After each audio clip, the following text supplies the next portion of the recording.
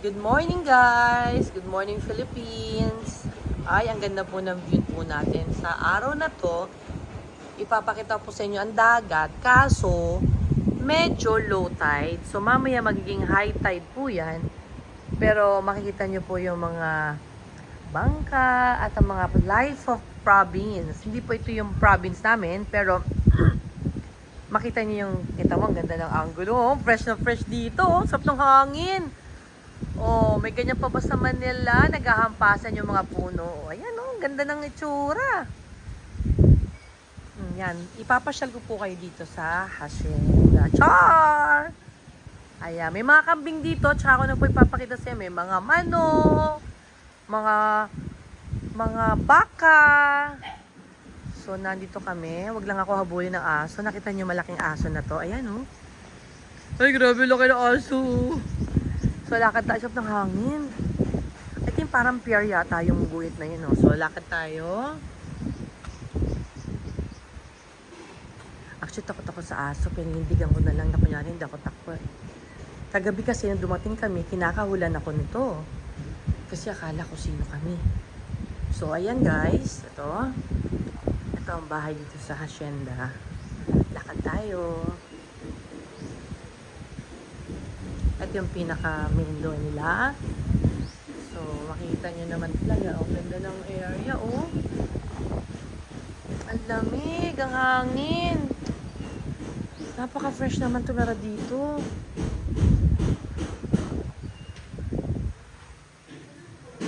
Tingit yung kwarto namin. May ginagawa pa rin dito. Ongoing ang construction. Ayan.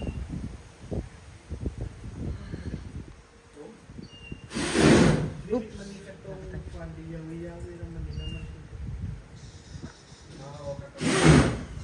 Sensya na, may ginagawa po doon. Mga halaman. Ayan. Gulay ba itong mga halaman nyo? Gulay? Gulay itong halaman? Ito mayana ba to? Ano ba to? Damo naman siguro yan. Damo? Damo daw pala. Damo, napeke tayo. Duhat? Ito? Uy guys, duhat oh, sa mga kabatch ko. Yan, duhat. Yan ang pinakamasarap na puno natin. Prutas na kinukuha natin nung araw. Uy, tumutubo man yan? Once a year. Once a year. Natandaan ko po nung bagong bili ng nanay ko ng t-shirt sa aking pang-PE. Pinagmalaki ko pa sa nanay ko na meron ako maraming dalang duha. Sabi nasa, nakita niyo nasa t-shirt ko. Nagulupit tuloy ako ng nanay ko. Wala lang ang pambili ng t-shirt. Nalagyan pa ng duhat. So ayun, hindi ako nagkakamali. Yun yata yung pag magpaparegla ka. Yun. Yan. Ganda, nakita niyo naman dito. Nakita niyo yan. Oh. Diba? Sa atin, sa Manila, pag mayroong fence na ganyan, bakod, ang ano natin is hollow blocks na. Dito, nakita niyo naman, oh, di ba? Probinsyang-probinsya. Oh, ang ganda naman. Tapos, ito yung meron naman ako sa Manila. Ito, meron silang duyan, oh. Oh, ang ganda. Ito, nakita niyo, may duyan sila. Duyan. Hindi na po ako higa doon sa duyan. Baka, kasi parang umulang kagabi, baka madulas po ako. So, punta tayo dito.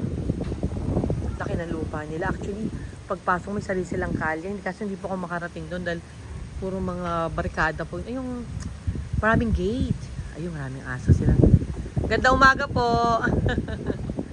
At ito, hindi ko lang siguro ito yung parang tinginan nila pag merong mga strangers, ganyan. Oh, yung sarap po. Hangin, grabe. So, yung bahay nila is tapat ng dagat. Yung typical province ba? Na well off somehow. Yes. I can say. Ayun, may tubig na guys. Nakita nyo? May tubig na ako nakikita. Kasi hindi masyadong makita sa camera ko. Kita na.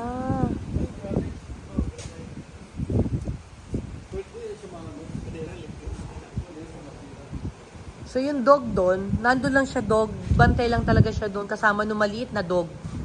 O, diba? The big and the small. Very, very big and very, very small. Tiny dog. Sa Baguio. Oh. Ay, lumalapit siya.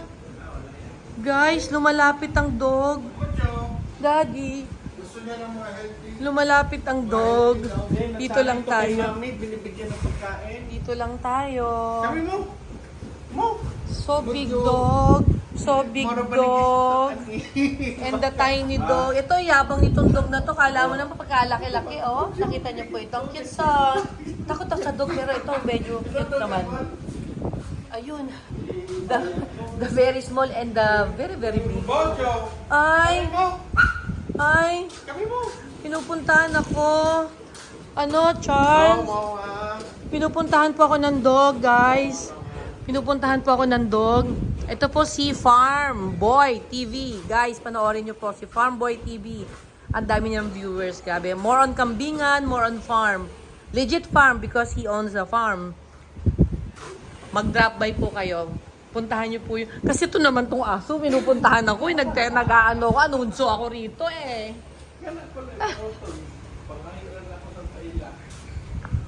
Sinusundan ako ng aso malaki. So balik tayo dito. Ano ba, Max? Bugsay lang po. Kaya yan.